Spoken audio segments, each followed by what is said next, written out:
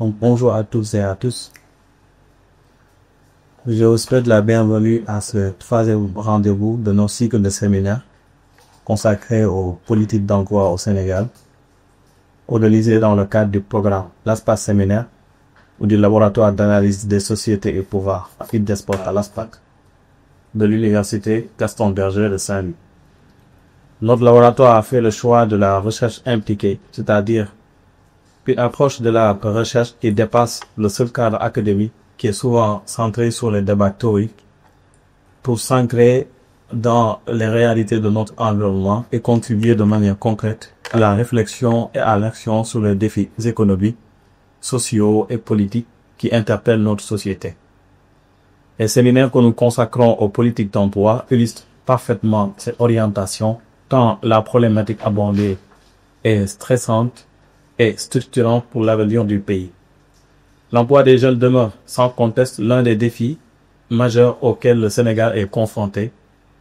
Défi pluriel car au-delà de ses dimensions économiques évidentes, il charrie des enjeux sociaux, stratégiques et même sécuritaires d'une importance de plus en plus renouvelée.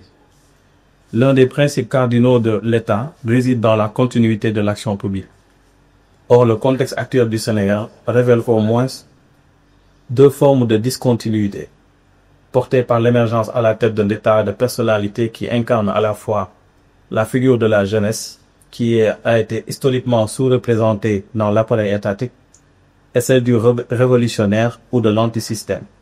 Dans ce contexte, il devient pertinent de nous interroger quelles politiques ou dispositifs relatifs à l'emploi doivent être consolidés au nom de cette continuité nécessaire de l'État, et à l'inverse, quelle rupture s'impose pour mieux répondre aux attentes et aux réalités actuelles.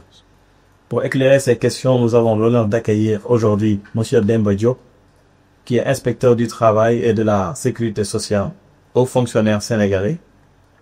Fort de son expérience tant sur le terrain que dans l'appareil décisionnel, il a été directeur de cabinet du ministre de la Jeunesse, de l'Emploi et de la Construction citoyenne de 2014 à 2015, puis directeur de l'Emploi de 2016 à 2020. Il a également représenté le Sénégal dans plusieurs instances internationales traitant des enjeux du travail et de l'emploi. Il est formateur à l'École nationale d'administration du Sénégal depuis 2016 et à l'Institut international de planification de l'éducation de l'UNESCO depuis 2023. Il est également chercheur en sociologie et en sciences politiques, spécialiste des politiques du marché du travail et des problématiques de jeunesse, de genre, de migration, de défense, de sécurité et de paix. Il est également engagé dans la production scientifique. Il est l'auteur de cet ouvrage intitulé La politique de l'emploi, 5 questions pour agir, pour comprendre, agir et impacter, qui est paru récemment le 15 mars 2025 aux éditions L'Harmattan. C'est donc un interlocuteur de tout premier plan qui nous accompagne aujourd'hui pour nourrir notre réflexion. Je vous invite à prêter une oreille attentive à son intervention d'une quarantaine de minutes, qui sera suivie d'une séance d'échange au cours de laquelle il répondra à vos questions. Vous pouvez d'ailleurs tout au long de sa présentation transmettre vos messages via le chat afin que nous puissions les relayer lors de la discussion d'après. Donc, inspecteur, en espérant que la présentation a été fidèle, je vous passe la parole. Merci, mon très cher Mohamed. C'est un honneur de répondre à l'invitation de l'ASPAC, qui est un laboratoire de recherche très dynamique et qui aujourd'hui met le doigt sur les problématiques de société. Nous interpelle aujourd'hui sur les réalités socio-économiques vécues répondant au contexte et devant nous permettre de nous dépatouiller des différentes situations dans lesquelles nous sommes. Si ceux qui sont en ligne voient ma présentation, parce que j'aimerais au moins que les uns et les autres puissent vous voyez, donc c'est bon. Donc je voudrais dans le cadre de cette commencer cette présentation par cela, les remerciements vis-à-vis de l'ASPAC et dire que nous sommes engagés sur les problématiques du marché du travail Et c'est toujours un plaisir en réalité de répondre vraiment à des invitations du genre. Aujourd'hui, j'ai été interpellé sur les politiques d'emploi des jeunes sous le nouveau régime. Quelle continuité, quelle rupture. Une thématique extrêmement intéressante qui nous amène à réellement décortiquer du point de vue scientifique les évolutions constatées depuis vraiment l'élection du président Bassirou Diomaye Faye avec le gouvernement en place. Et donc nous commencerons par nous interroger sur les politiques d'emploi. Dans le livre, j'ai précisé la différence entre une politique de l'emploi, ou la politique de l'emploi, une politique d'emploi et une politique pour l'emploi. Ces trois concepts qui sont différents mais complémentaires. Mais aujourd'hui, le concept de politique d'emploi n'est rien d'autre qu'un ensemble de mesures de l'autorité publique visant vraiment une cible donnée, un marché donné. Et aujourd'hui, les questions de jeunesse et donc les politiques d'emploi sont l'ensemble des mesures prises par le gouvernement visant vraiment l'emploi des jeunes. Mais quels sont les objectifs principaux des politiques d'emploi? On ne va pas entrer dans les théories économistes, mais globalement, du point de vue de la science politique, une politique d'emploi est une politique publique qui vise deux objectifs principaux. Le premier, c'est l'amélioration des dysfonctionnements du marché, du fonctionnement du marché du travail, mais aussi la correction des dysfonctionnements qui sont notés dans le marché du travail. Donc aujourd'hui, l'objectif principal de toute politique d'emploi, c'est de contribuer à l'équilibre du marché du travail. Et quand on parle de l'équilibre du marché du travail, on parle à la réduction à la proportion la plus petite de ce qu'on appelle le chômage, le désœuvrement. Et aujourd'hui, nous sommes en situation de déséquilibre. Et toutes les mesures prises par les autorités publiques allant dans ce sens sont considérées comme politique d'emploi. Maintenant, la politique de l'emploi est une stratégie nationale. Et là, nous allons y venir parce que, parlant de stratégie nationale, c'est que nous avons une vision, nous avons des objectifs stratégiques, nous avons des lignes d'action, nous avons vraiment un document qui précise de façon quantitative comme qualitative les objectifs qui sont visés à l'horizon 5 ans ou 10 ans. Et ce type de document, le Sénégal ne l'a pas. On ne l'a pas depuis 97. C'était la seule fois d'ailleurs qu'on a eu une politique nationale de l'emploi. Et cette politique nationale de l'emploi a été réactualisée en 2015.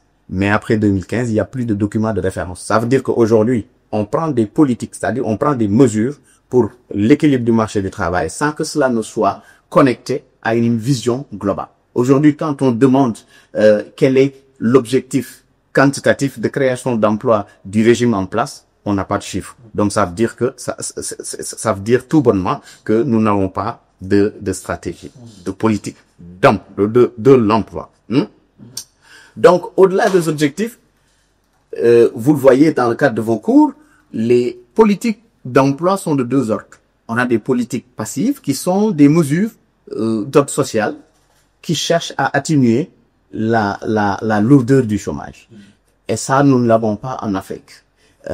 Parce que très souvent, quand on parle d'atténuation de la situation du chômage, c'est des allocations qu'on donne aux chômeurs pour leur permettre en réalité de patienter le temps de trouver un emploi. Si vous allez en France et ailleurs, vous avez ce qu'on appelle les allocations de chômage. Chez nous, nous ne l'avons pas pour la bonne et simple raison que nous avons environ 500 000 personnes qui sont considérées comme salariés du public comme du privé et 500 000 personnes ne peuvent pas prendre en charge 1 400 000 chômeurs comme nous pouvons le retracer dans le cadre des chiffres de l'ANSD et nous allons y revenir. Il y a également ce qu'on appelle les politiques actives qui sont quand même des mesures d'ordre économique mais qui visent à renforcer la participation sur le marché du travail. Et à ce niveau, vous avez comme par exemple les programmes de stage qui sont mis en place avec la Convention nationale État employeur. Vous avez les dispositions ou les dispositifs du Fonds de financement de la formation professionnelle. Vous avez entre autres les financements au niveau de la DER qui sont des actions visant vraiment à intervenir économiquement sur le marché du travail.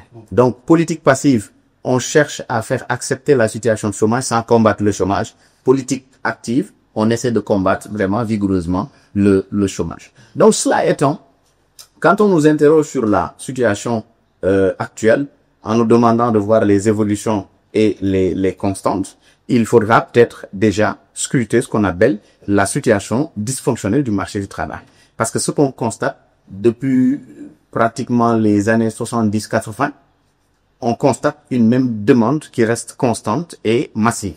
C'est la demande en réalité en matière de création d'emplois, notamment pour les jeunes. Sous Abdou Diouf, c'était la même ardeur. Sous Wade, c'était la même ardeur. Sous Macky Sall, c'était la même ardeur. Actuellement, c'est la même ardeur. Et vous le voyez du point de vue social. Chaque jour, on dénonce les violences que l'on constate sur le marché du travail. Et vous, apprenant aux techniciens de sciences politiques, vous le savez. Dans une économie qui marche, les questions d'emploi ne sont pas considérées comme des questions d'ordre sécuritaire.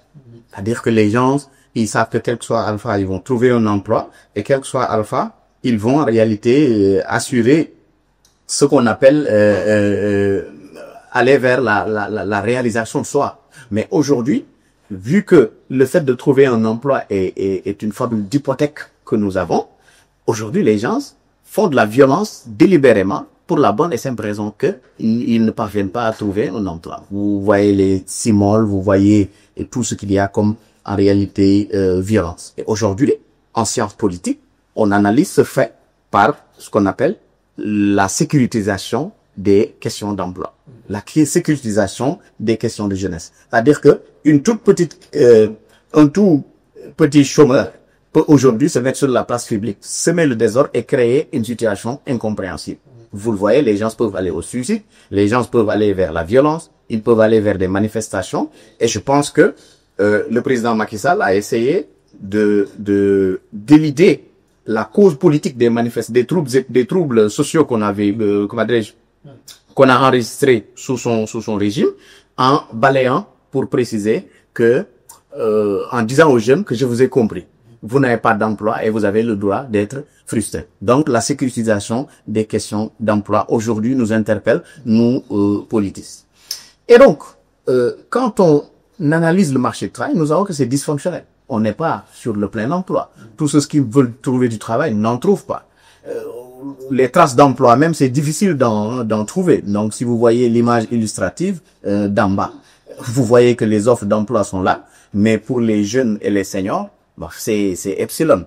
Donc, situation dysfonctionnelle, ça renvoie au fait. C'est-à-dire que sous Macky Sall, on a eu un tissu économique extrêmement faible, et c'est ce qui explique du point de vue économique les questions, les problèmes d'emploi que nous avons.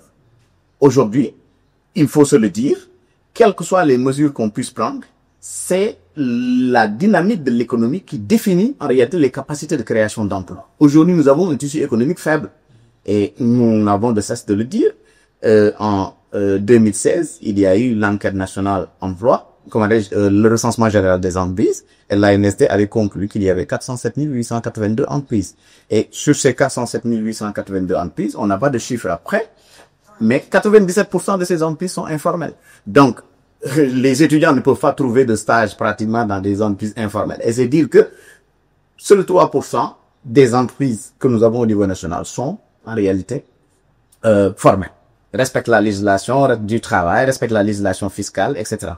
Et dire également que sur les 407 882, on n'a que 0,2% en réalité d'entreprises vraiment de grandes entreprises. Ça veut dire que on n'a même pas une grande entreprise sur 100 entreprises au niveau national.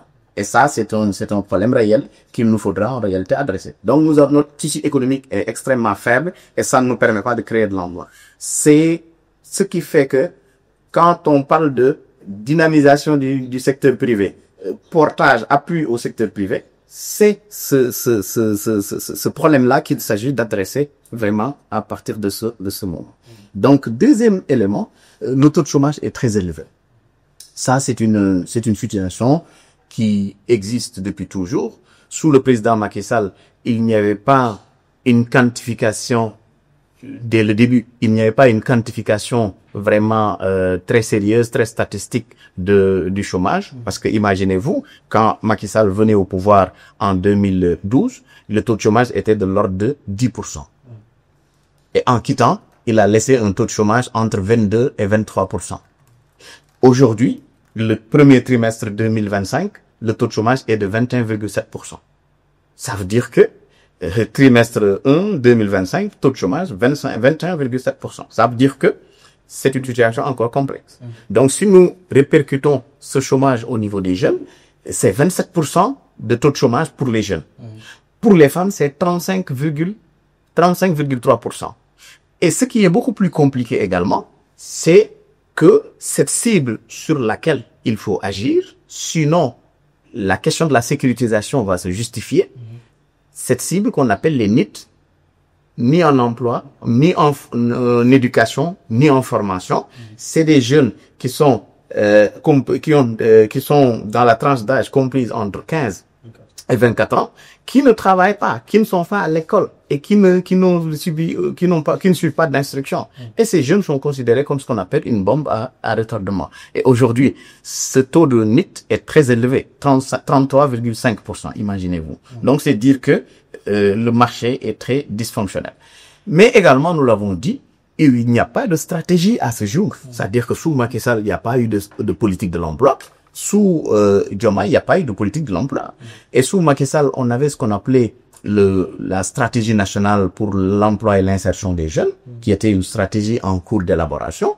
Actuellement, on l'a arrêtée. Maintenant, il y a maintenant une rupture qui veut que on aille vers l'élaboration d'une politique nationale de l'emploi. Et nous allons en réalité y revenir. Donc là, il y a une transition, une promesse de politique nationale de l'emploi, mais une promesse n'est pas en réalité une réalisation. Ce qui fait qu'on n'en est pas encore à la réelle rupture. Il y a également ce qu'on appelle l'inadéquation qualitative comme quantitative entre les formations qui sont servies, entre le capital humain disponible et les dynamiques de l'économie. Aujourd'hui, on forme dans les universités et on sait que dans la grande majorité, les jeunes en réalité vont pratiquement chômer. Et qu'est-ce qui l'explique? Ça veut dire que la dynamique de l'économie n'est pas à un niveau qui permet une bonne utilisation de ces compétences. On va toujours dire que on a besoin de compétences en intelligence artificielle, etc., etc. Mais c'est que 3% des entreprises qui sont censées utiliser ces nouvelles technologies, ces nouvelles dynamiques.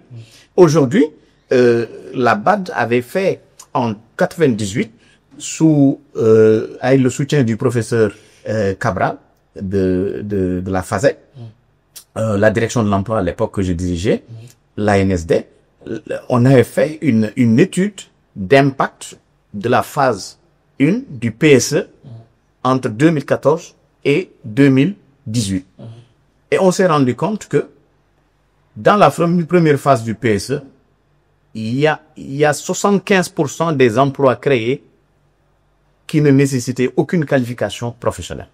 Ça veut dire que construction, centre de Diamniadio, centre Abdou Diouf, construction BRT, construction terre, construction truc. BRT, il n'y avait pas avant. Mais construction jusqu'à toutes les infrastructures qu'on a pu emmagasiner, on se rend compte que 75% des employés ne nécessitaient pas en réalité un diplôme. C'était des ouvriers, des malins. Et ce qui est plus alarmant dans ça, c'est que le niveau master, c'était juste 1%. C'est-à-dire qu'il y avait 1% de compétences qui nécessitaient le niveau master dans le cadre de la première phase du PSE. Donc c'est dire que l'économie est faible, quoi qu'on puisse dire, il y a une adéquation quantitative et une adéquation qualitative. Quantitative, ça veut dire que on a beaucoup qui font lettres et on peut avoir besoin de filières scientifiques. Quantitative également, on peut avoir beaucoup de compétences disponibles, mais que l'économie ne puisse pas en réalité absorber. Par exemple, c'est dans le domaine des banques, par exemple. C'est l'exemple que je donne très souvent. Vous avez des jeunes formés en finance, banque, finance, assurance, qui sont compétents, qui peuvent travailler, mais il y a très peu de banques pour les absorber. Donc, une inadéquation en réalité quantitative. Maintenant, une inadéquation qualitative, c'est dans le cadre des compétences dont l'économie a besoin et qui ne sont pas disponibles, ou des compétences disponibles, mais l'économie n'en a pas besoin. Donc, on termine cette phase avec ce qu'on appelle l'inefficience du service public de l'emploi. Aujourd'hui, quand on parle d'emploi des jeunes, il y a des structures dédiées. Le président Macky Sall, en venant au pouvoir en 2012, a supprimé entre 54 et 62 structures qui étaient des agences, qui étaient des directions générales, directions nationales, qui étaient des fonds. Et c'est dans cette suppression-là qu'on pouvait enrôler ce qu'on appelait un peu la création de l'ANPEJ. Parce que l'ANPEJ a été créé en 2014 après la suppression de OFEJBAN, de ANAMA, de FNPJ et de ANEJ. Donc il y a 4 agences qui étaient supprimées. Mais automatiquement après, quand le président Macky Sall l'a fait, en 2014, on a vu que l'ANPEJ a essayé avec la direction de l'emploi d'exercer les missions de service public de l'emploi. Et on se souvient encore des périodes de financement de l'ordre de 2 milliards et qui avaient suscité un très grand engouement au niveau de la population. Mais automatiquement après, en 2017, le président Macky Sall crée la DER.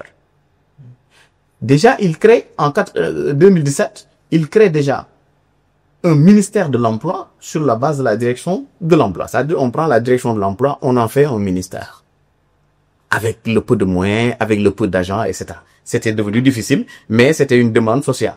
Mais la demande sociale n'était pas accompagnée parce que vous créez le ministère de l'Emploi et vous ne mettez pas l'ANPEJ, vous ne mettez pas tous les dispositifs au niveau du ministère de l'Emploi. Donc ça veut dire que vous faites un aménagement cosmétique, mais qui techniquement n'est pas efficace. Et toutes les autres structures étaient rattachées vraiment dans les autres départements. Donc en 2017, ça ne pouvait pas prospérer. La DER est mise en place en 2017, commençait à être fonctionnelle en 2018, pour reprendre les mêmes missions que l'ANPEJ. Et l'ANPEJ existe, la DER existe en même temps. Et on tue l'ANPEJ progressivement en mettant juste le fonctionnement, en lui laissant truc, et on met 30 milliards au niveau de la DER.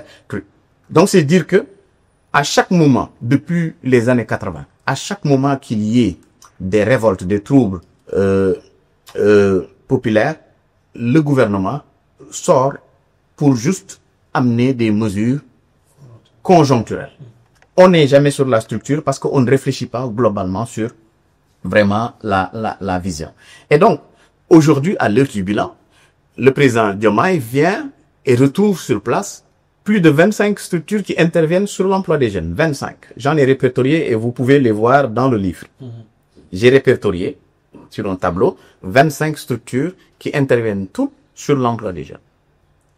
Et parallèlement, au-delà des structures qui sont des agences et fonds, vous avez plus de 25 aussi projets et programmes qui interviennent sur l'emploi des jeunes. Ça veut dire qu'en tout et pour tout, vous pouvez avoir plus de 50 dispositifs qui interviennent sur l'emploi des jeunes. Et la conséquence que ça crée, c'est que dans ces dispositifs, il y a des grilles de salaire qui font que les agents qui y travaillent sont payés à un niveau très supérieur à ce qu'on perçoit dans l'administration. Faites très attention. Souvent, on pense que les fonctionnaires sont bien payés, ils sont dans leur bureau, alors que parfois, dans les agences et autres structures, il y a des barèmes qui se passent de commentaires. Vous pouvez avoir une assistante de direction dans une agence qui paye un directeur national. Ça, je le dis en connaissance de cause. Parce que j'ai dirigé la direction de l'emploi et à l'époque, je dépassais pas les 500 000 francs de salaire. Ça, je le dis au niveau, voilà. Et à l'époque, vous êtes assistante de direction générale dans une agence, vous êtes à 700 000, vous êtes à 800 000. Aujourd'hui, vous avez les directeurs d'agence, etc., qui sont à 1 500 000, 2 millions, 3, 5 millions ou plus. Et aujourd'hui, dans les directions nationales, vous n'avez pas ça. Et donc, vous avez 25 structures dans lesquelles on va mettre, supposons, dans chaque structure, mettons 10 agents trucs. Donc, vous avez combien d'agents qui interviennent? Et d'ailleurs, dans l'ironie, certains même disaient que les agences au niveau national n'ont créé d'emplois que leurs propres effectifs. C'est-à-dire que vous avez l'ANPEJ, certains disent que la création de l'ANPEJ, c'est caricatural, l'ANPEJ intervient, mais de façon faible parce qu'elle n'a pas de moyens. Mais regardez toutes les autres structures. Vous entendez plein de structures dans lesquelles il n'y a pas d'action impactante. Il n'y a pas d'action impactante. Ce qu'on peut constater, c'est qu'il y a des agents qu'on casse et à qui on paye les salaires. Et aujourd'hui, nous allons y venir, il y a eu quand même des promesses électorales qui ont été faites par le président Bassirou Diomaye. Donc, bilan président Macky Sall, il faut retenir que c'est quelqu'un qui a mis l'emploi vraiment comme au rang de priorité, parce que dans le cadre du PSE, comme dans le cadre de ces différentes interventions, déclinaisons, on voit que le président Macky Sall parlait tout le temps de l'emploi des jeunes. Maintenant, c'est sur la stratégie qu'il a pêché, parce qu'il n'y a jamais eu de stratégie sous le régime du président Macky Sall. Il y a des politiques d'emploi, c'est-à-dire la création de la DER est une politique d'emploi, le financement de 450 milliards pour l'emploi des jeunes, c'est une politique d'emploi, parce que c'est une mesure publique qui intervient sur l'emploi des jeunes. Mais il n'y avait pas une politique de l'emploi, c'est-à-dire un document de référence qui demandait à l'ANPEJ de créer 10 000 emplois, à la DER de créer 100 000, etc. Et pour pouvoir prétendre à 1 million ou 2 millions d'emplois. Donc, qu'on se comprenne bien. Il y a des politiques d'emploi, des mesures, mais il n'y a pas de politique de l'emploi, c'est-à-dire une stratégie. Donc, les promesses électorales du président Bassirou Diomaye Faye ont été quand même assez édifiantes. Et c'était des promesses qui étaient issues d'une étude minutieuse des limites des interventions des politiques d'emploi mises en place par le président Macky Sall et son équipe. Et au rang des promesses électorales, il y a eu ce qu'on appelle la maison de l'entrepreneur, que le président Diomaye avait promis comme l'agence unique de soutien à l'entrepreneuriat. Aujourd'hui, c'est Aïda Mbodj qui a été nommé à la DER. Et la DER même est allée jusqu'à financer en réalité la tabaski, l'achat de moutons. Et ça, quelle que puisse être l'orientation, financer des promoteurs en élevage et peut-être les appuyer dans l'écoulement, bof, ça peut s'expliquer comme ça. Mais techniquement, c'est pas en réalité du ressort de la DER que de faire ça. Donc confusion de rôle. Ça c'est d'un. De deux, la grande agence gouvernementale sur l'emploi et le travail, le GAGE. Ça, je le rappelle encore au gouvernement dans le livre, parce que c'est une promesse électorale et c'est issu, en réalité, de réflexion de techniciens. Certains ont pensé que j'ai fait partie, en réalité, de ceux ou celles qui ont proposé, mais bon, je n'ai pas de rapport avec les hommes politiques autres que techniques. Donc, je n'interviens pas dans un cadre de parti politique. Ça, c'est un choix personnel. Mais la grande agence, c'était une bonne trouvaille qui permettait de régler définitivement cette question de floraison des structures. Aujourd'hui, je le dis dans le livre encore, vous allez en France, vous allez au Québec, vous allez en Belgique, vous allez partout, vous avez une agence unique chargée des questions d'emploi. Une agence unique. On a Pôle emploi qui devient France Travail. On a Emploi Québec. On a le Forum.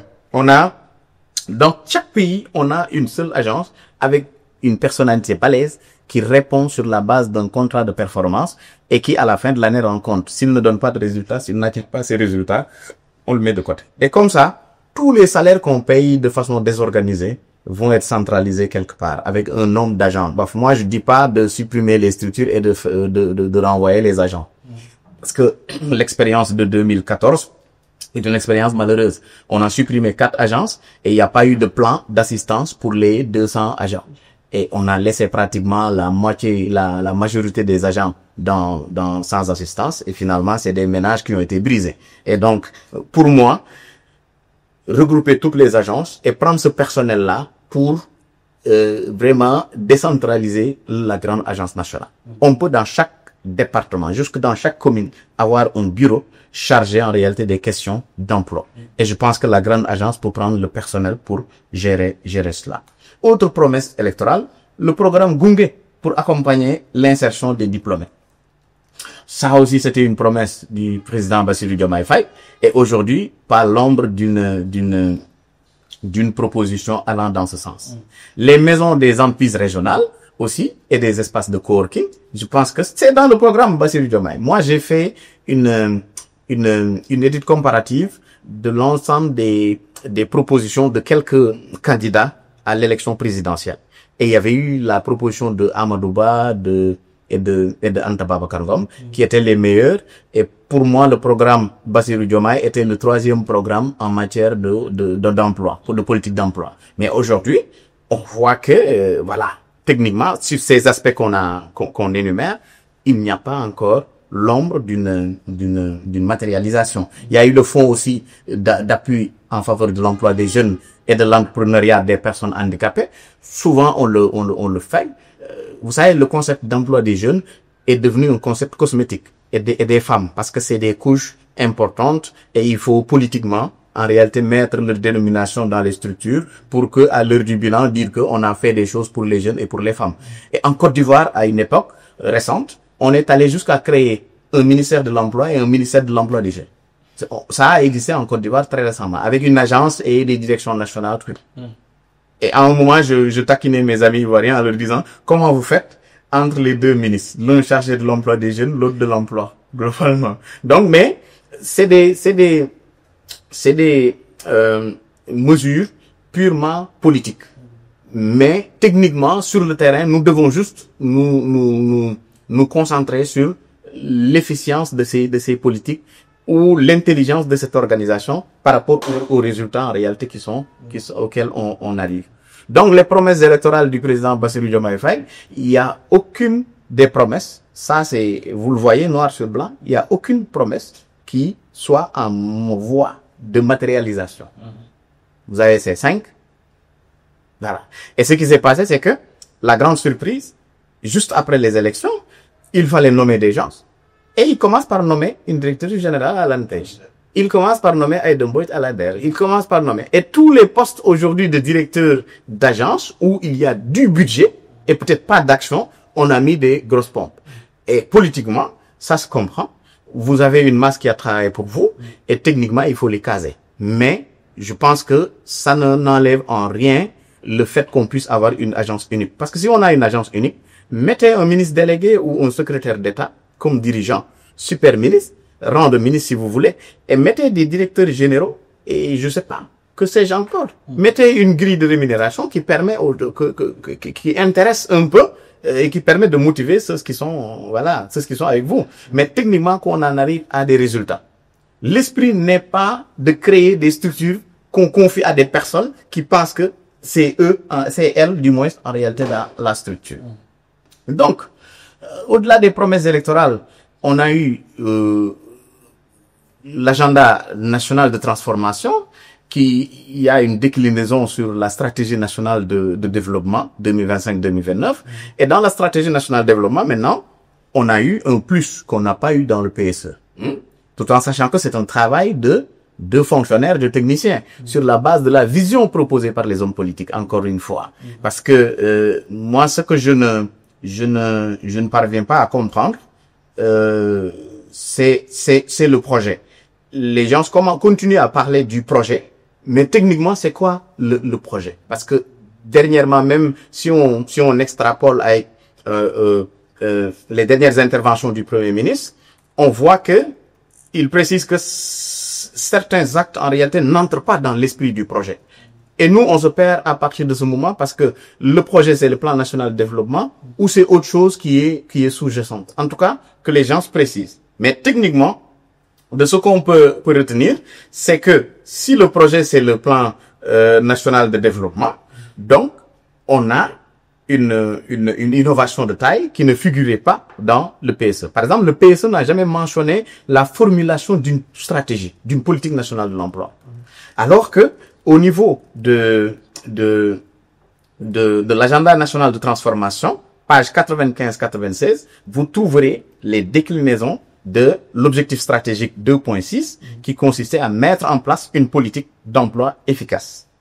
Et ça, c'est déjà un très gros pas parce que si nous parvenons à asseoir une stratégie, ça veut dire que nous planifions nos objectifs en matière de création d'emplois d'ici à 5 ans, d'ici à 4 ans ou d'ici à 10 ans. Déjà, ça commence par là. Parce que ça va nous amener à passer de cette situation de flou, de cours du roi Pétro, où tout le monde décide et personne ne commande, vers vraiment une stratégie, une cohérence d'ensemble avec des structures de suivi et d'évaluation. Et donc, dans l'objectif stratégique, ça c'est dans le plan national l'agenda national de transformation, plan stratégie nationale de développement. Et donc, il y a l'élaboration d'une politique nationale de l'emploi. Il y a les réformes du marché du travail. Et ça, je pense que c'est une transition mais qu'il faudra peut-être mettre après sous l'actif du président Diomaye. Mais c'est pas encore finalisé. C'est-à-dire que sous le régime du président Macky Sall, il a été enclenché un processus de réforme du code du travail et du code de sécurité sociale. Parce que j'ai l'habitude de le dire à mes collègues inspecteurs du travail, c'est l'administration du travail qui est le cœur du développement durable. Parce que il y a déjà le travail, et avec le travail, on est sur l'environnement, on est sur l'économique et on est sur le social. Donc les trois pompes du développement durable se retrouvent dans le cadre du travail et de l'emploi. Et aujourd'hui, le code du travail permet une meilleure organisation du marché du travail. Le code du travail, après évaluation, on s'est rendu compte que l'ancien code du travail avait proposé, c'est toujours le code en cours, parce que c'est en 97 aussi qu'on a eu une politique de l'emploi et un code du travail. Et le code du travail actuel date de 1997. C'est-à-dire que le code du travail est plus ancien que beaucoup de jeunes qui peuvent peut-être nous sont en train de nous suivre. Et donc, le code de sécurité sociale, c'est dans les années 70. Donc, ça veut dire qu'aujourd'hui, il y a une mise à jour qui s'impose. Il y a eu la Covid-19, télétravail, on ne connaissait pas. Et à ce jour, le code du travail ne mentionne pas de disposition sur le télétravail. Il y a les données personnelles, le code du travail n'en parle pas. Il y a la rénovation du dialogue social, le code du travail n'en parle pas. Il y a énormément de choses. C'est-à-dire que on est allé même jusqu'à noter que le code du travail n'était pas pro-emploi. C'est pas un code qui permet aujourd'hui d'encourager la création d'emplois. Et aujourd'hui, le diagnostic a été fait sous le président Macky Sall, qui a porté une partie du processus de formulation, mais quand le président Diomaye est venu, il a continué le processus. Et en continuant le processus aujourd'hui, en demandant maintenant la prise en charge de quelques préoccupations émanant du soi-disant projet que nous ne connaissons pas encore. Hein? Et à ce jour, nous avons un projet de code du travail et un projet de code de sécurité sociale totalement bouclés. Et aujourd'hui donc, si c'est validé à l'Assemblée nationale, promulgué par le président de la République, ça deviendra vraiment des instruments de politique d'emploi à l'actif du président Bassirou Diomaye Faye. Le système d'information sur le marché du travail, ça on en parle depuis toujours, mais on n'arrive pas en réalité à l'asseoir. C'est quoi un système d'information sur le marché du travail? C'est un dispositif qui nous permet aujourd'hui, à l'instant I, par exemple, de nous dire il y a combien d'étudiants doctorants qui sont en recherche d'emploi dans le domaine de la communication. C'est-à-dire qu'aujourd'hui, si vous appelez à la direction de l'emploi, ou à l'ANPEJ, ou encore à la DER, on devrait, à la minute près, vous donner un tableau qui vous décrive le nombre que vous voulez de telle personne ayant tel profil répondant à tel. Et ça va permettre un peu un meilleur matching dans le marché du travail. Aujourd'hui, vous avez énormément de jeunes qui ont des diplômes, mais qui ne savent pas comment chercher un emploi, qui ne savent pas quels sont les emplois disponibles. Et un système d'information nous permet en réalité d'arriver à ça. Mais aussi un système d'information va nous permettre de comprendre où vont les diplômés de droit de l'UCAD à la fin de leur parcours.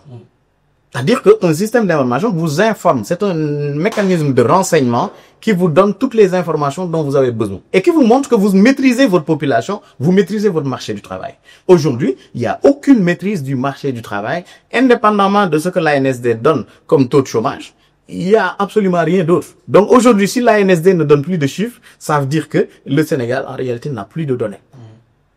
Et donc ça, c'est un système d'information qui peut le faire avec ce qu'on appelle un observatoire sur l'emploi. Et ça, je pense que c'est un engagement. Mais il n'y a pas d'acte encore posé allant dans ce sens. On va terminer avec aussi toujours l'objectif stratégique, le développement du système école-entreprise. Ça également, c'est ce qu'on appelle la formation duale. Ça a commencé avec le président Macky Sall également. Et il y a eu même une expérimentation avec un peu la Suisse, un peu le Canada, etc.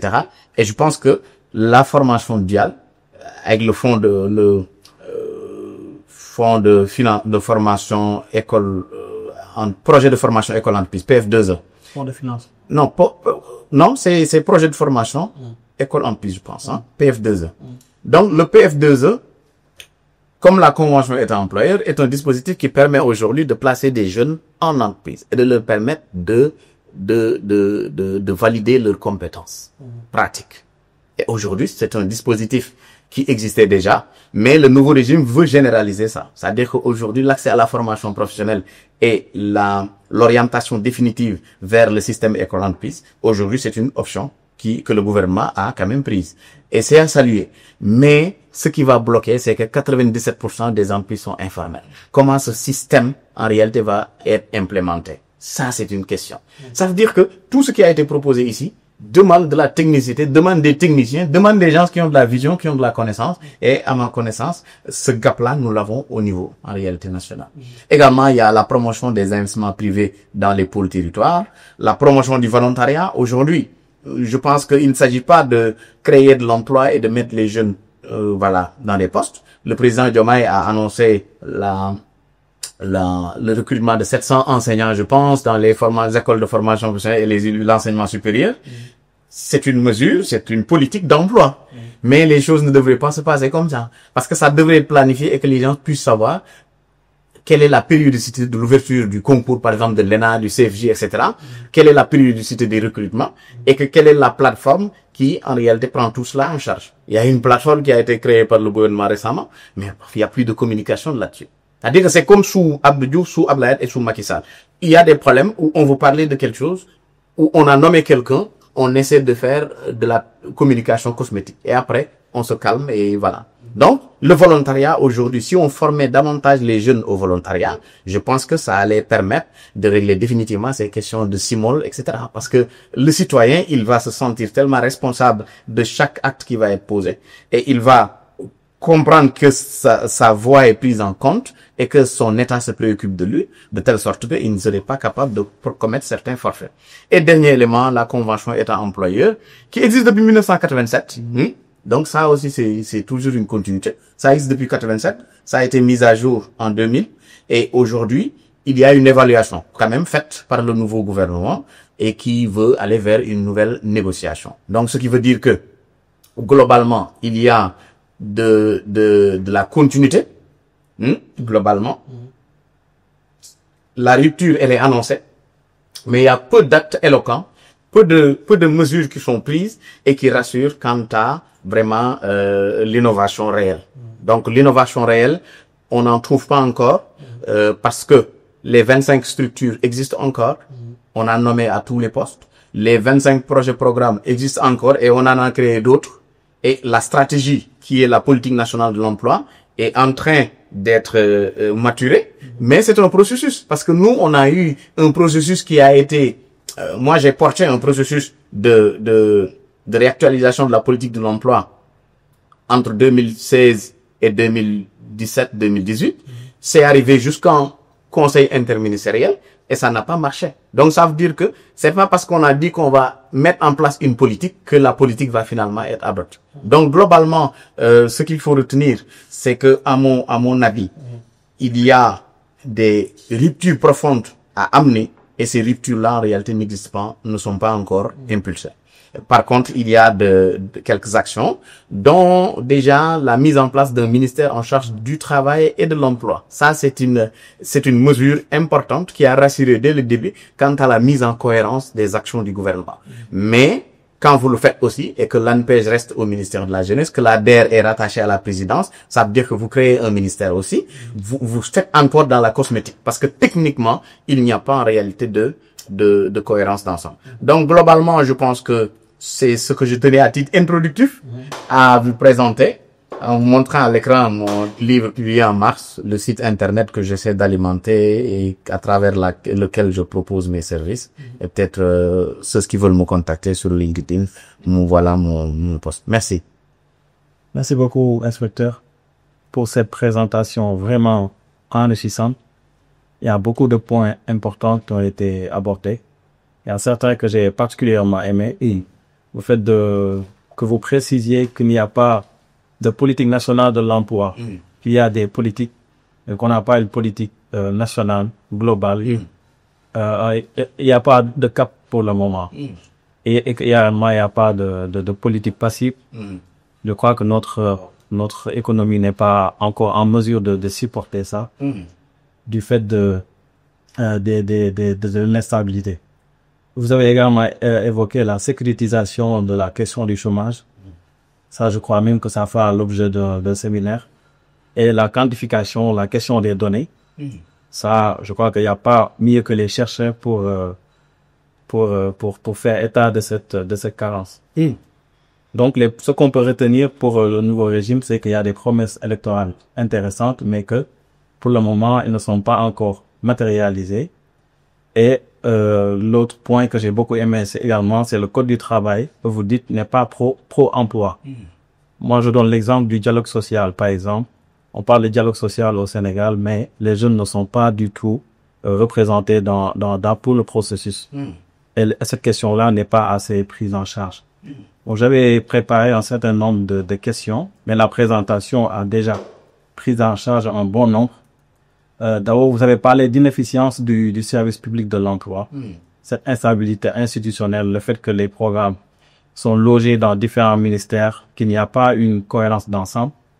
Moi, en préparant ce séminaire, j'ai remarqué que vous aussi, j'ai parcouru le programme de campagne du président actuel pour comprendre quelle était sa vision de l'emploi. Et l'une des solutions qu'il avait préconisées, vous l'avez cité, c'était de mutualiser les structures qui existent à travers la création de la maison de l'entrepreneur, Gagé, Gungé, etc. Et cette logique, vous l'avez précisé également, avait déjà été testée à travers l'ANPEJ.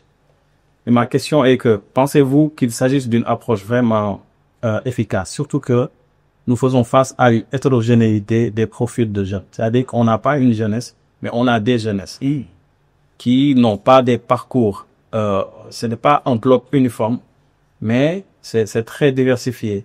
On n'a pas les mêmes parcours, les mêmes vulnérabilités aussi. Donc c'est très hétérogène. Donc, est-ce que cette configuration-là n'appelle pas davantage une prise en compte différenciée des jeunesses, plutôt qu'une logique qui serait peut-être trop centrée? Je peux donner une autre ou vous laissez répondre déjà à cette question.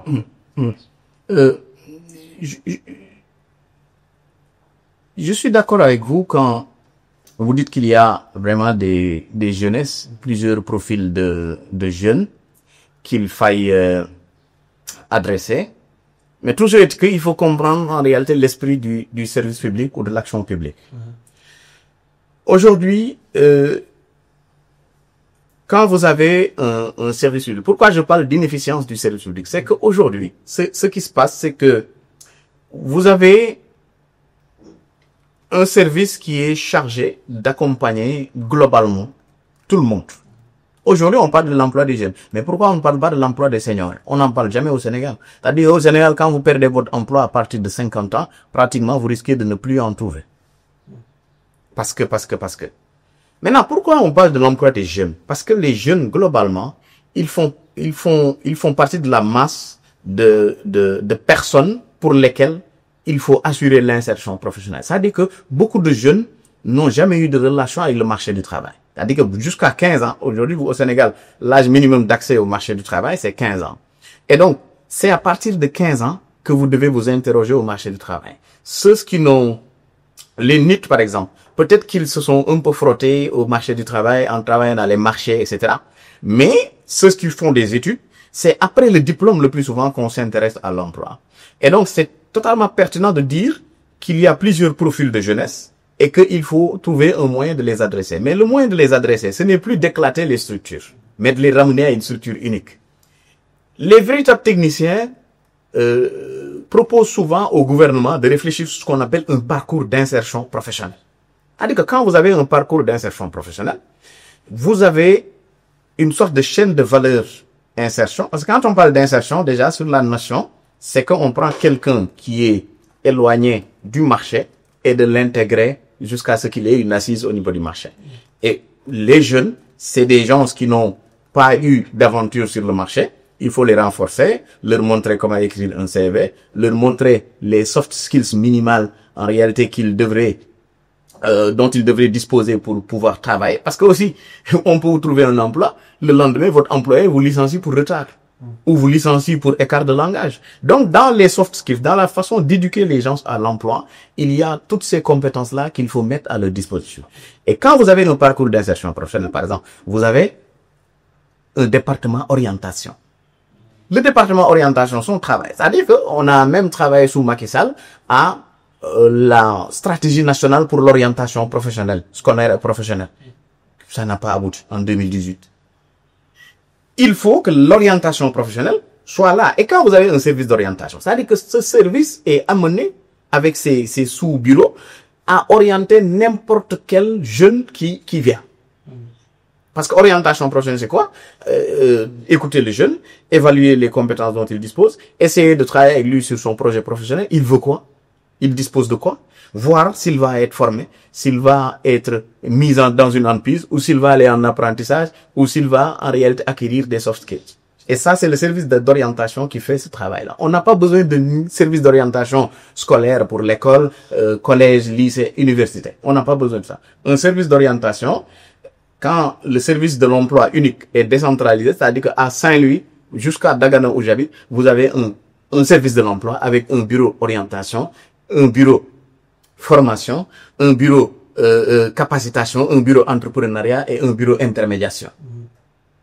Et maintenant, vous avez un bureau suivi.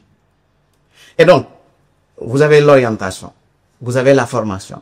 Et dans la formation, il y a juste la formation technique, mais il y a une formation en réalité de la vie en entreprise. C'est-à-dire que comment parvenez-vous à bien démarrer votre poste, comment parvenez-vous à gagner votre mérite de poste en entreprise. Ça, c'est des choses qu'on apprend aux gens. Et les services publics enseignent ça. Maintenant, c'est des formations accès qui ne sont pas la formation professionnelle. Donc, le service public ne va pas te former au marketing, mais le service public va te former à la manière en réalité de communiquer, par exemple. Parce que ça ne s'enseigne pas forcément dans les écoles. Est-ce qu'on se comprend? Donc, vous avez un parcours d'insertion, orientation,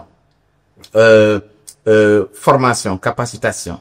Vous avez l'accompagnement à l'entrepreneuriat. Vous avez l'accompagnement à l'emploi salarié, l'intermédiation. Et vous avez le suivi. Et vous avez une grande agence, 5 directeurs généraux, si vous voulez, chargés de ces questions, avec des directeurs trucs. Vous avez un grand immeuble, vous avez des spécialistes dans tout, les gens sont bien formés, et chaque jeune qui vient au service public de l'emploi, si c'est un étudiant, si c'est un élève, si c'est un analphabète, il a un interlocuteur. Et il y a des fiches de suivi qui quittent une structure pour aller vers une autre. Il y a des fiches de suivi qui, à partir de l'entrée dans l'établissement, la fiche porte le nom de l'intéressé, et on peut savoir à n'importe quel moment il est où. Et le système d'information va vous dire, le jeune tel, il est entré à l'ANBEJ tel jour, il a été capacité, il avait un projet, on a amené une demande de financement, la demande de financement est en cours. C'est-à-dire que votre conseiller en emploi de référent, il peut consulter sa machine et dire que ton financement est en cours de réétude ou de truc. C'est cela un système en réalité cohérent. Mais quand les gens ne comprennent pas ce que c'est que l'emploi, comment on y arrive, bof, les gens sont avec des théories, ils lisent des livres et ils viennent. Après, on n'a pas de résultat. Mais pour moi, un service unique, service public unique de l'emploi, dynamique, peut nous permettre à régler beaucoup de questions. Merci beaucoup. Bon, la deuxième question, vous avez parlé également de la SND, que j'ai parcouru également. Mais moi, j'avais le constat que la question de l'emploi des jeunes était faiblement abordée. Et mon constat a évolué à travers ce que vous avez dit. C'est vrai que dans cet axe stratégique-là, lorsqu'il parle de politique nationale de l'emploi, vu qu'on n'en a pas, ce serait vraiment une rupture et une évolution. Mais vous avez également précisé que les promesses ne sont pas toujours matérialisées. Donc, selon vous, sous quelle forme devrait s'opérer une consolidation de la mission agenda de cette problématique-là? C'est-à-dire que, est-ce que ça devrait se faire peut-être à travers des assises nationales, comme cela a été fait pour la justice ou le système politique récemment, inclure tout le monde, surtout les jeunes, ou bien par une évaluation sérieuse des programmes antérieurs. Ça, c'est déjà fait avec la CNE, la Convention nationale des employeurs, vous l'avez dit, qui a été récemment revisitée par le régime actuel. Mais est-ce que on ne devrait pas élargir ça sur tous les autres programmes et faire vraiment une évaluation, même si on sait que dans notre pays, on n'a pas encore une culture de l'évaluation des politiques publiques. Mais est-ce que pour une meilleure matérialisation des promesses électorales, est-ce qu'on ne devrait pas passer par là? Oui, c'est une option. Vous savez, le gouvernement a eu à prendre une excellente initiative. La grande conférence sociale. Ah, vous étiez là. on a organisé une grande conférence sociale.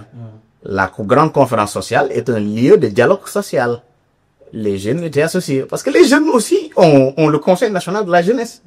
Les jeunes aussi ont des organisations mises en place. Et ces organisations sont invitées. Quand le dialogue social, vous le savez, c'est pas qu'on appelle tout le monde à s'asseoir. Le dialogue social est organisé. Et les structures doivent être dynamiques. Les partis politiques doivent être dynamiques, tenir des rencontres, etc. Mais le problème qu'on rencontre, c'est que un parti politique, souvent, ne peut être réduit qu'à son secrétaire général. Un syndicat peut être réduit qu'à son secrétaire général. Une association donnée se réduit souvent à celui qui l'a créé. Un mouvement de jeunesse se réduit à celui qui l'a créé. Ce qui fait que souvent, les meilleurs mécanismes pour un gouvernement de créer une désolidarisation, c'est de nommer de telle structure ou de le favoriser. Et ça crée en réalité une sorte de discorde.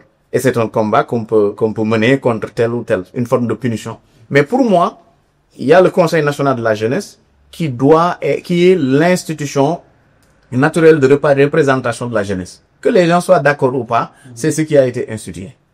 Et aujourd'hui, les jeunes doivent se battre pour que cette institution soit le plus dynamique possible, soit le plus ouverte possible, mais aussi que cette institution porte davantage la voix des jeunes. Et le ministre de la Jeunesse veut faire une réforme de cette institution. Certains jeunes sont d'accord, d'autres ne sont pas d'accord. Mais pour moi, il ne s'agit pas d'être d'accord ou pas, mais c'est de trouver un consensus et d'en arriver à un instrument qui puisse nous faire quitter un point A pour aller vers un point B.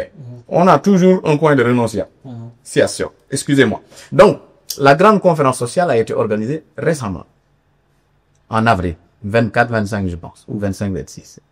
Et qu'est-ce qui s'est passé? Les techniciens ont été invités, les gens sont venus, ont fait des communications, il y a eu des synthèses qui ont été faites, des échanges techniques sur comment aborder telle ou telle thématique. Et les thématiques phares ont été traitées. Mais qu'est-ce qui s'est passé? C'est-à-dire qu'à la clôture de la conférence sociale, les gens pouvaient se rendre compte qu'il y a des difficultés. Parce que le président Bassirou Diomaye, il ouvre avec une clairvoyance vraiment extraordinaire. Et à la clôture, qu'est-ce qui se passe? La clôture, c'est le Premier ministre qui a clôturé. Et il commence par dire que tout ce que vous faites là, ça a été fait N fois. Il faut maintenant passer à l'acte. Et il vient avec deux propositions. Grande offensive formation, grande offensive emploi. C'est-à-dire que le Premier ministre n'a pas tenu, ou lu ou exploité les conclusions. Lui, il vient avec des propositions. C'est-à-dire que, techniquement, quand on m'interpelle quelque part, quand on me demande mon opinion, ce serait intéressant de sentir que l'autorité a été bien préparée, qu'elle a lu, et qu'elle puisse prendre au moins 2 ou 3 choses à magnifier, prendre 2 décisions de rupture, et peut-être dire que le gouvernement a travaillé sur ça. Mais le Premier ministre a dit la primature travaille sur ça. Et maintenant, tout ce que vous avez fait là, c'est fini, maintenant il n'y a plus de grandes rencontres, etc. On va voir comment aller dans les 2 grandes offensives. Et les 2 grandes offensives, on n'en parle plus. C'est-à-dire que techniquement, ce n'est plus une question de dialogue social, mais c'est une exploitation du dialogue social. Et c'est du crédit accordé au dialogue social. Souvent, ce que je pense, et ça pour l'avoir vécu avec beaucoup d'autorités politiques, c'est que hors du gouvernement, hors du système, hors de l'administration, il y a une forme de méprise. Il y a une forme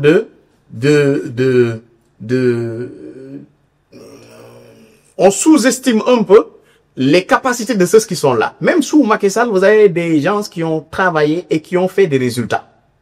Mais souvent, quand on est politique, on essaie de sous-estimer les compétences des uns et des autres. Et souvent, on pense que on va venir avec des recettes toutes faites.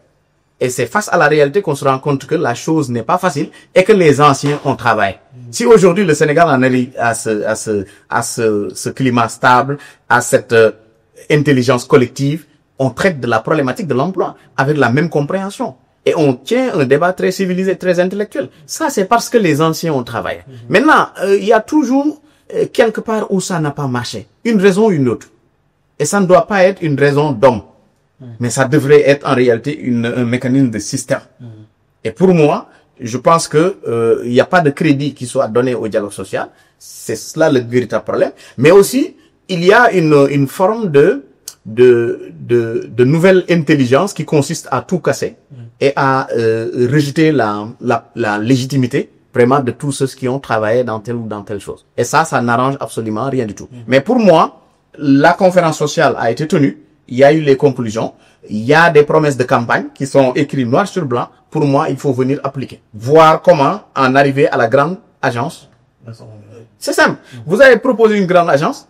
C'était une campagne, une promesse électorale. On ne vous a pas élu parce que vous êtes beau ou parce que les gens vous aiment, mais on vous a élu. Certains ont voté parce qu'il y a eu un programme. Et donc, sur la base de ce programme, dites comment matérialiser 2 ou 3 choses qui permettent de faire bouger les choses. Maintenant, il n'y a pas d'argent, il n'y a pas de financement, ça c'est d'accord, mais poser des actes et rationaliser. Pour moi, 25 agences, vous rationalisez à une structure unique.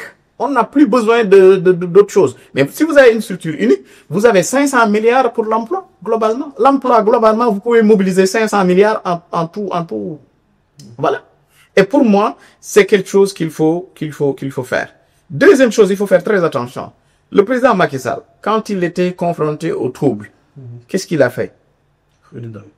Il appelle les jeunes, il parle de Conseil national de jeunesse, etc. Ça n'a jamais fonctionné après. Il n'y a pas eu de réunion. On met en place des structures, il n'y a jamais de réunion. Mais qu'est-ce qui s'est passé? Il dit, je mets 450 milliards sur la table. Le président Macky Sall est le seul à le faire dans les pays africains, à ce que je sache. Jusque-là. 450 milliards sur 3 ans. 150 milliards par année. Mais 150 milliards sur l'emploi des jeunes, mais ça veut dire que les choses devaient bouger. Mais qu'est-ce qui s'est passé? On met un programme Kheudaouni. On se met entre 4. On essaie de politiser. Quand le président va quelque part, on va financer. C'est comme ça qu'on continue à fonctionner jusqu'à présent. Et ça ne nous permet pas en réalité de régler les choses. Pour moi, il faut s'en tenir au plan de départ.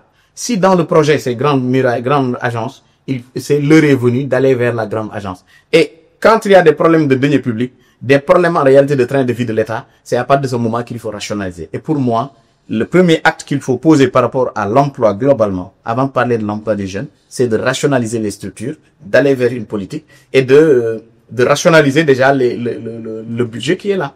On libère la DER, on met tout là-bas, les gens ont de l'argent jusqu'à financer des moutons, alors que les jeunes ont des business plans qui n'avancent pas. Et il y a d'autres structures qui peuvent y travailler. Voilà. Merci beaucoup. Bon, puisque nous accueillons un acteur qui a été au cœur de la planification, il y a une question, je ne peux pas m'empêcher de vous poser ça. Moi, plus j'explore la question de l'emploi au Sénégal, et plus je me demande je m'interroge sur la logique économique qui sous-tend l'action de l'État. Il y a beaucoup de théories économiques, vous les connaissez mieux que nous, qui proposent des pistes de sortie.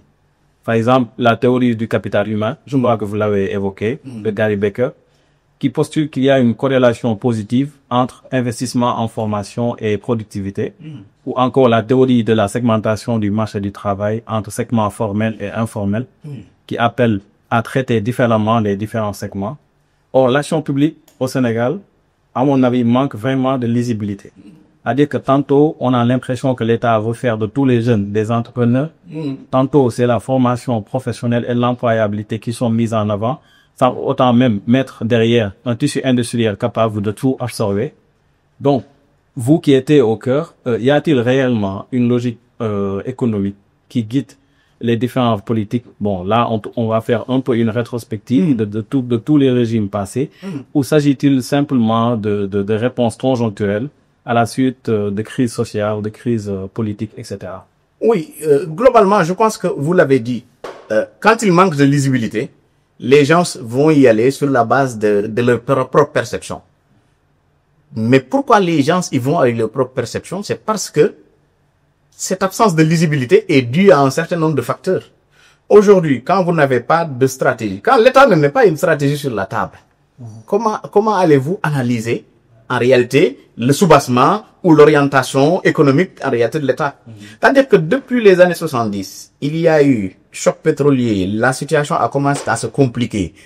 FMI, Banque mondiale, Institution Bretton Woods, ils ont décidé d'aller vers les ajustements structurels. Le président Senghor, il n'y a plus de possibilité de, voilà, ça va être compliqué, on va gérer par procuration ou sous contrôle. Je laisse le pouvoir à Abdou Diouf. C'est comme ça que ça s'est passé. Et ce qui se passe, Abdou Diouf vient, vous allez en réalité, c'est sur commande, dégraisser la fonction publique, réduire le train de vie de l'État. On a commencé à licencier dans les années 80. Et c'est en 80 qu'on a commencé à avoir l'opération des 400 maîtrisards chômeurs. Les premiers 400 maîtrisards qui étaient chômeurs, c'était en 80. Et qu'est-ce qu'il fallait faire? Il fallait trouver une mesure conjoncturelle. Programme, opération maîtrisard chômeur. Parce qu'il y a 400 maîtrisards chômeurs. Parce qu'avant, vous travaillez, vous étudiez, vous venez, l'État vous donne en réalité du travail. Mais à partir des années 70-80, la donne a changé. Et donc progressivement, qu'est-ce qui s'est passé? On a dit sénégalisation des emplois. Sénégal, Mauritanie, on a eu des problèmes, programme réfugiés. Après dévaluation franc CFA, voilà. Programme Khayundaouni, c'est venu de quoi? Voilà. Il y a pas de logique en réalité qui soit dessinée, lisible et qui puisse être partagée. Aujourd'hui, c'est sûr que ce que je dis comme ça, si j'empruntais une logique, le professeur Aboukan n'allait pas être d'accord. Et Cheikh Ngom, par exemple, le grand consultant, n'allait pas aussi être d'accord. C'est-à-dire qu'on ne peut pas être d'accord sur une orientation que l'État prend. Parce que l'État n'a pas rédigé une politique, n'a pas donné une orientation, mais aussi dans les actions de l'État, on peine à y voir plus clair. Déjà sur le programme Khayundaouni, moi j'avais dit, on a pratiquement près de 400 000 entreprises, toutes informelles. L'État a de l'argent, 450 milliards ou 150 milliards par an. Est-ce qu'il ne fallait pas, dans l'élan de redorer le tissu économique, de formaliser un peu, de gagner en termes d'impôts, mais aussi de rendre visibles nos entreprises, de les rendre plus sécures, de développer les PME? Est-ce que l'État ne devait pas prendre sur les 150 milliards annuels, 100 milliards à injecter directement dans l'économie informelle pour exiger aux gens qui ont, par exemple, on ne dit pas Diaïkatou Gerté à Londres, mais on dit par exemple des entreprises qui ont pignon sur rue mais qui décident d'être dans l'informel. Parce que aussi ça, c'est le coup tandis que vous le faites, vous devenez informel et vous avez juste une ligne truc registre de commerce, parfois vous payez vos impôts et sur le reste, il n'y a pas de barème de salaire, il n'y a pas de contrat, il n'y a pas de truc. Et si l'État disait, j'injecte 10 millions par exemple par grande structure et je vous demande de prendre en charge 2 ou 3 jeunes sur une période de 2 ans. Vous prenez 100 milliards, vous injectez sur des structures de l'économie informelle qui sont capables de devenir formelles. Vous les appuyez, bureau de mise à niveau, etc. Tout le monde s'y met pour que l'entreprise soit solide. L'État diminue un peu les impôts, fait des tickets d'impôts, etc. Mais ça, vous avez des gens qui vont s'engager, qui vont prendre des jeunes, qui vont y travailler et de façon durable. Et à la fin, s'ils savent qu'il n'y a plus d'issue pour retourner vers l'informel, les gens vont titulariser ces jeunes et ils vont leur payer un salaire correct.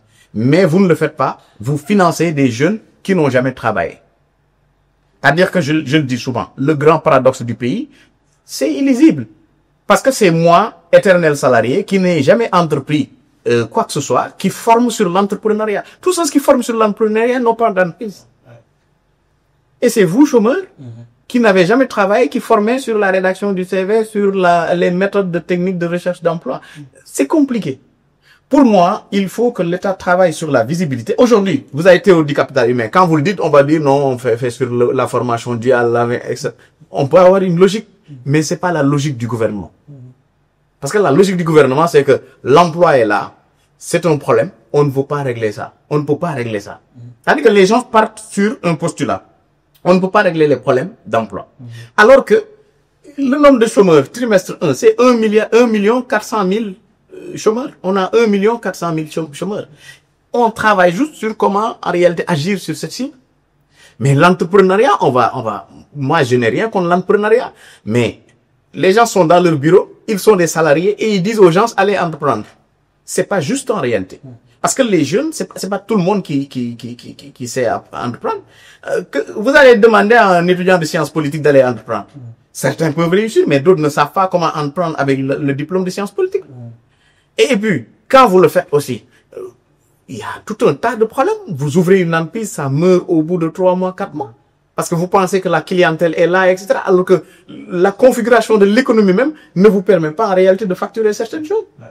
Souvent, c'est très difficile. Et la question de l'entrepreneuriat, c'est pas un choix de l'État. C'est une fuite en avant. C'est-à-dire que l'État n'est pas capable aujourd'hui de donner de l'emploi aux jeunes Et l'État a décidé, ça c'est depuis Wade, depuis Diouf, on a décidé de dire la théorie en réalité de l'entrepreneuriat. Mais tout le monde sait que entreprendre, c'est créer une entreprise. Et créer une entreprise, c'est très difficile. Et quand on crée une entreprise, on paye des impôts. Quand on crée une entreprise, on a des charges. Et cela demande une certaine technicité, ça demande une certaine passion.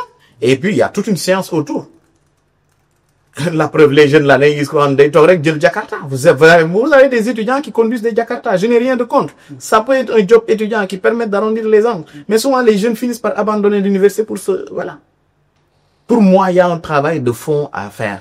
C'est-à-dire que l'État doit ressortir une logique d'ensemble dans son action. Et en ce moment, il n'y a pas de logique d'ensemble. Parce que, en fonction de la situation de notre pays, on ne peut pas que miser sur le capital humain. On ne peut pas miser, parce que si vous misez sur la segmentation du marché du travail ou l'intermédiation, mais vos agences d'emploi ne sont pas bons. Ils ne sont pas bonnes du moins. L'ANPEJ n'est pas si opérationnel que ça. On a coupé toutes les ressources, toutes les ailes de l'ANPEJ, alors que c'était la structure dédiée qui devait gérer ces questions. L'emploi des jeunes, agence unique, c'est l'ANPEJ. Mais on ne le fait pas. Aujourd'hui, intermédiation sur le marché du travail, les jeunes n'ont pas de visibilité. Si vous n'avez pas de système d'information, est-ce que l'État, qui n'a pas de système d'information, peut dire que je mise sur la segmentation du marché de travail ou l'intermédiation du marché de travail comme option? Non. Et Job Research, c'est pas ça.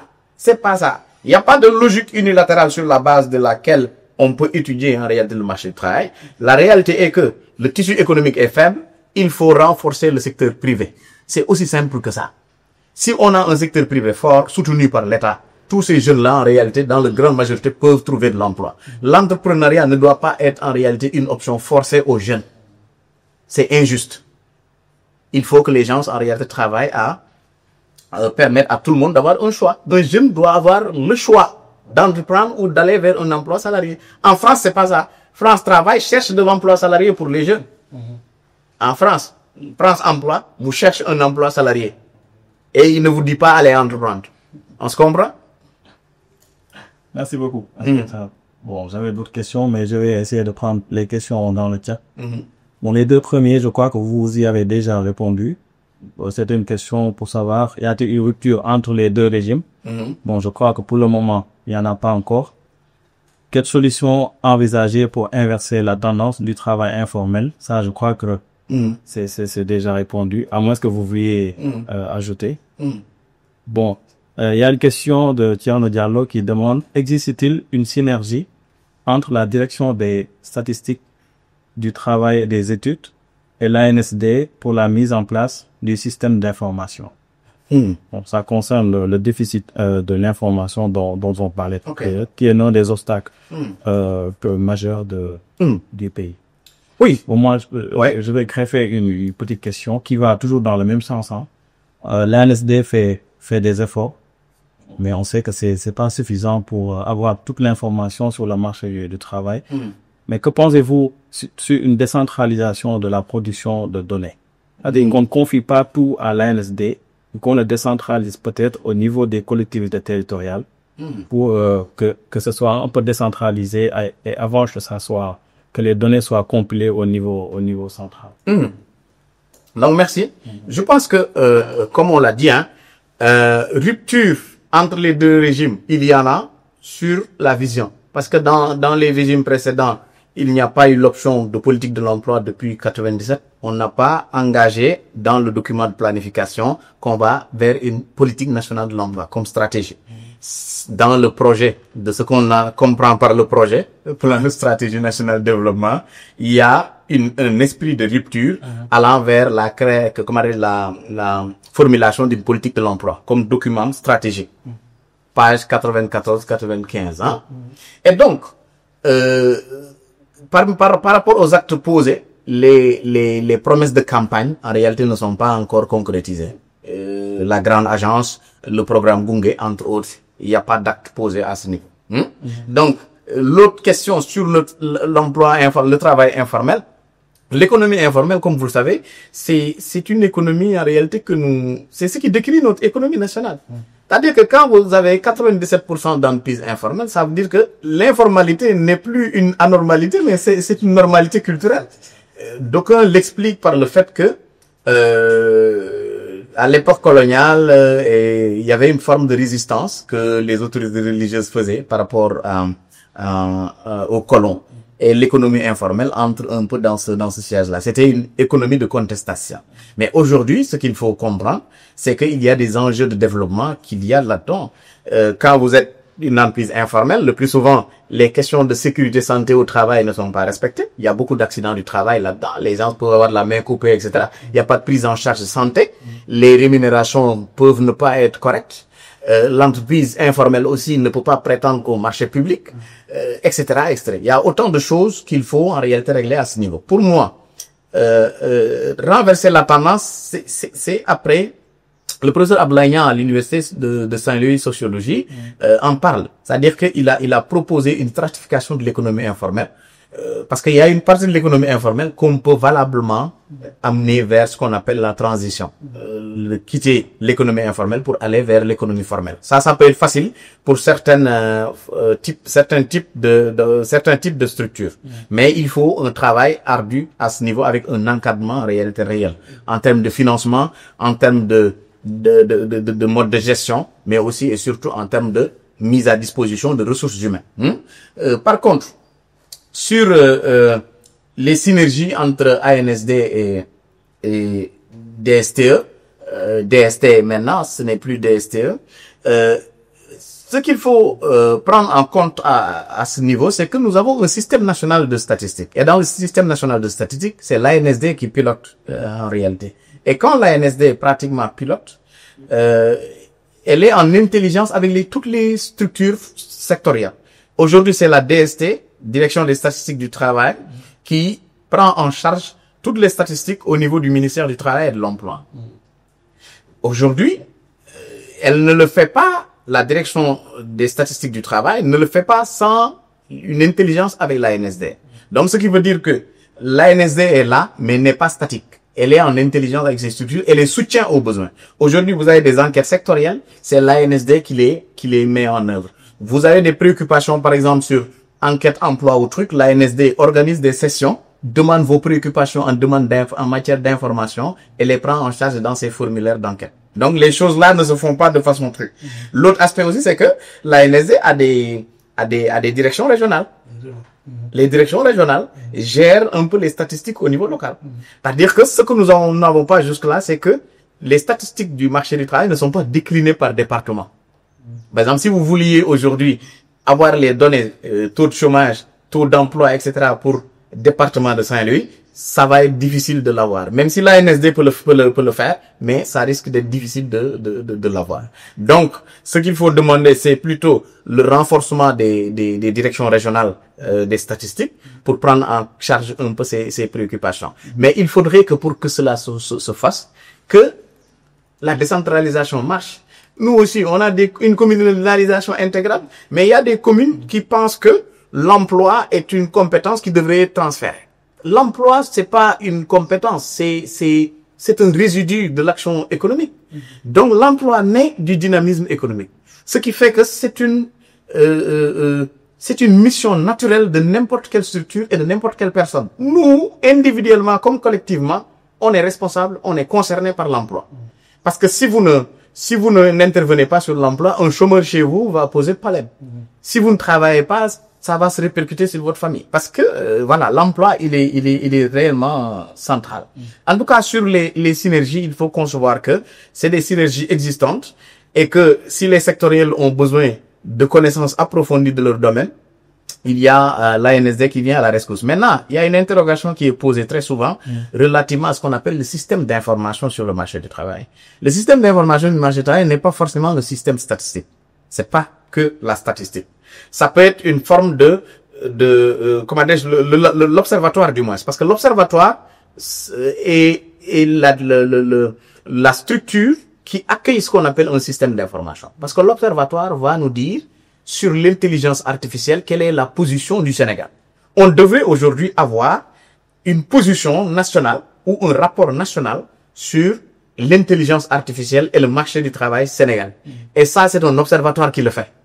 Un observatoire le fait sur la base de recueils de données statistiques, mais aussi de réflexions de professeurs d'université, de doctorants en sciences politiques, etc.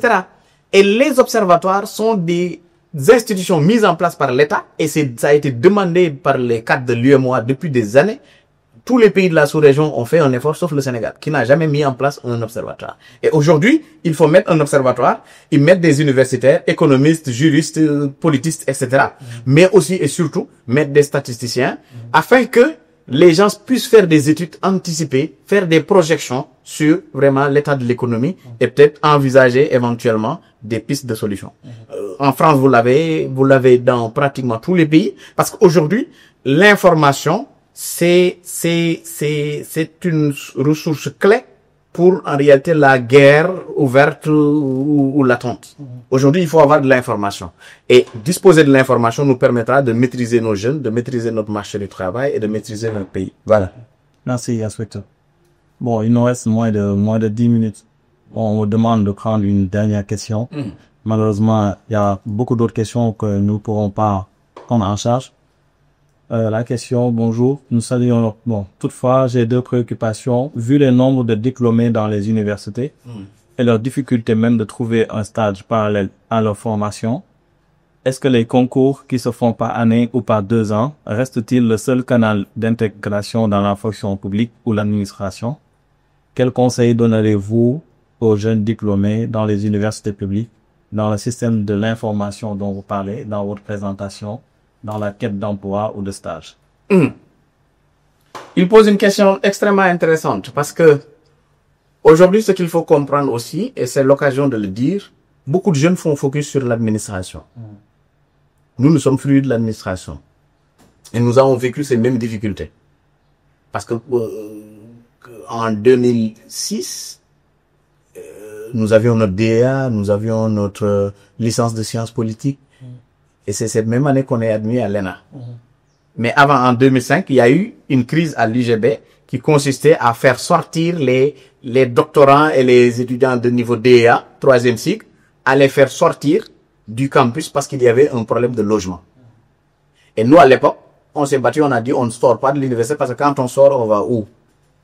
On est étudiant comme tous les autres. Donc, il faut respecter les droits. Ça veut dire quoi? Ça veut dire que souvent, on est qu'à l'université et qu'on n'a pratiquement aucune ouverture, aucune information sur le marché du travail. Et c'est quand on devient diplômé qu'on se rend compte que nous, on doit travailler en réalité. Et c'est là où démarre en réalité le problème. Le véritable choc, ce qu'on appelle la courbe du deuil. Moi, je l'appelle la courbe du deuil du chômage et c'est dans le livre. Vous avez un choc à partir du moment où vous vous dites, mais moi, je dois trouver du travail parce que la formation est finie. Qu'est-ce que je vais faire demain? Vous allez nier que vous êtes chômeur et pourtant vous êtes chômeur. Vous commencez à chercher de façon désorganisée. Et après, ça devient difficile. Certains vont sombrer. Certains vont être dans la dépression dans ce moment de chômage-là. D'autres vont abandonner. Et ça, il y a un travail de fond que l'État devrait faire, que les services publics devraient faire. Parce qu'il y a une anticipation qu'il faut faire relativement à ça. Et cette anticipation devrait vous montrer que vous n'avez pas que la fonction publique comme prétention. Parce que fonction publique, il y a deux voies. Il y a la voie des concours, où vous faites magistrature, CFJ, vous faites École nationale d'administration avec les branches diplomatie, travail, sécurité sociale, impôts et domaines, trésor, administration générale, enquête économique, douane. Mais il y a un autre recrutement que l'administration fait parallèlement. Vous allez avoir les 700 enseignants que le président a annoncé. Ça, c'est des recrutements en réalité spéciaux. Et ces recrutements spéciaux sont organisés régulièrement. Sous Macky Sall, je pense que chaque 3 ans, 2 ans, chaque 5 ans, chaque 3 ans, je pense, ou 5 ans, il y avait plus de 10 000 qui étaient recrutés. Et souvent, c'est les dépôts qu'on fait au niveau de la fonction publique avec tout ce qu'il y a comme dossier. Et souvent, il y a une sélection. Mais toujours, c'est là maintenant où les bras longs, où l'opacité est réelle. Parce qu'on ne maîtrise pas les contours du recrutement. Et à un moment donné, on dépose, mais on n'a pas de réponse. Maintenant, la fonction publique, comme je dis, il y a les concours, mais il y a également le recrutement spécial direct. Par contre, moi, quand vous êtes universitaire, ce que je vous conseille très souvent à faire en matière de recrutement, c'est de très tôt vous ouvrir au marché du travail et de documenter, vous, votre propre marché du travail. Parce que je suis politiste. En sciences politiques, je fais quoi? Je suis sur les questions politiques. Je suis sur la géopolitique. Je suis sur les questions de défense, de paix, de sécurité, etc. Qu'est-ce que je peux avoir comme ouverture? Aujourd'hui, dans l'humanitaire, on recrute une personne sur la base juste de diplôme en sciences politiques. On va mettre expérience 5 ans ou on va mettre junior, tout en sachant que vous n'avez pas d'expérience. On essaie d'écarter les farfelus et les blagueurs en mettant 5 ans, 6 ans d'expérience. Parfois, vous venez avec d'autres compétences que vous avez, on peut vous recruter sans aucune expérience. Et moi, j'ai fait beaucoup de pays de la sous-région, d'Afrique, et en Afrique, et je rencontre des Sénégalais très jeunes qui occupent des postes de responsabilité dans des structures insoupçonnées. Ils sont dans l'humanitaire, ils sont à la Banque mondiale, ils sont au FMI, ils sont en Union africaine, CEDEAO, UEMOA, etc. Vous faites Sciences Po, vous devez viser toutes ces institutions. La preuve, l'Union africaine comme la CEDEAO offre des bourses. Je pense qu'il y a une période où on offre des bourses pour les Nations Unies, pour l'UEMOA, pour la CEDEAO, etc. Mais ça, c'est à vous de scruter ces sites et de chercher votre emploi à votre manière. Parce que sciences politiques, vous allez en prendre dans quoi? Vous allez ouvrir un cabinet et être consultant. Mais si vous n'avez pas d'expérience réelle, vous allez être consultant exécutant ou consultant de conception de stratégie. Ça va poser problème. Donc, il vous faut des états de service. Et les états de service, il faut les avoir en réalité dans ces grandes organisations. Aujourd'hui, quand vous êtes recruté à CEDEAO, UEMOA, mais c'est fini pour vous. Vous avez le site Inspira des Nations Unies. Il faut mettre votre CV, ils prennent des inter. Il y a des stages qui sont proposés. Vous déposez. Et là-bas, c'est pas bras long ou truc. Vous avez des possibilités en réalité de vous intégrer. Pour moi, chaque diplômé du niveau supérieur doit s'informer sur les possibilités d'emploi de son secteur. Moi, j'ai animé beaucoup de rencontres à l'UGB. Parfois, vous touchez aux questions d'emploi, mais vous avez peu d'étudiants parce que les gens ne sont pas intéressés réellement par ces questions. Souvent, c'est devant le fait accompli, après obtention du diplôme, qu'on va forcément trouver quelque chose. Et souvent, vous avez un master en sciences politiques, on vous prend comme stagiaire dans une structure et vous allez faire la photocopie, préparer le teint. On vous paye 50 000, 150 000 et souvent certains s'enlisent là-bas. Vous avez beaucoup d'assistants de direction, non formés comme assistants de direction, qui s'enlisent quelque part parce qu'ils sont entrés en stage et ont commencé avec 150 000 et ne veulent plus en réalité faire autre chose. Souvent, c'est bien avant que ça se prépare. Et en cours de formation, vous pouvez avoir en réalité des stages dans les grandes institutions. Et ça, c'est valable pour tous les autres secteurs. Moi, je le dis pour ceux qui ont fait lettres. Il y a même avec l'utilisation de l'intelligence artificielle, vous avez la possibilité d'avoir vos services de consultance en matière de traduction de documents, en matière de transcription, d'enquête, etc. Il y a énormément de choses que les gens peuvent faire. Mais il faut aujourd'hui prendre du temps pour ça dans le cadre de vos formations. Exiger que régulièrement qu'il y ait des sessions de formation ou des séminaires sur le marché du travail, sur les techniques de recherche d'emploi, sur même l'observation globale du marché du travail. En sciences politiques, qu'est-ce qu'on peut faire en matière d'emploi? Et c'est énorme. On ne peut même pas soupçonner, c'est énorme. Et on peut être dans n'importe quelle structure. Également, travailler sur la flexibilité. Parce que parfois, il nous arrive de travailler dans un secteur qui est proche de ce qu'on a appris, mais qui n'était pas en réalité notre destination de départ. Moi, j'ai fait sociologie et sciences politiques. Aujourd'hui, je suis inspecteur du travail, c'est-à-dire que je suis technicien du droit du travail. Je parle du droit du travail. Et j'ai une voix qui porte à ce niveau, parce que, voilà. Ça veut dire que il a fallu que j'entre à l'ENA, etc. Mais aujourd'hui, je suis sur autre chose. Par exemple, sur l'emploi, c'est pas le droit du travail. C'est-à-dire qu'à tout moment de votre carrière, vous pouvez bifurquer sur la base de vos points d'intérêt mais ne laissez pas le vent vous mener où il veut. C'est-à-dire que travaillez sur votre propre perception du marché du travail, documentez-vous sur les options et entrez régulièrement dans les sites de toutes les institutions internationales. Parce que c'est des structures qui recrutent. Même à Genève, Nations Unies, les gens prennent des stagiaires. Vous pouvez y retrouver des Sénégalais, vous pouvez y retrouver des Maliens. Il n'y a pas de problème pour ça. Pour moi, il ne faut pas développer de complexe. Il ne faut pas se faire de fixation sur la fonction publique. Parce que vous entrez dans la fonction publique. on ne considère pas votre diplôme. Vous êtes à un niveau agent d'appui. Mais vous pouvez mourir avec moins de 500 000. Vous pouvez mourir avec moins de 500 000 francs. Et qu'en est-il de vos ambitions? Pourquoi vous êtes allé à l'université?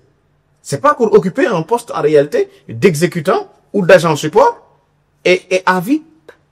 Et souvent même, certains sont obligés de se reformater, de payer d'autres formations. Donc, il faut, dès votre entrée à l'université, vous intéresser à ces problématiques de, voilà.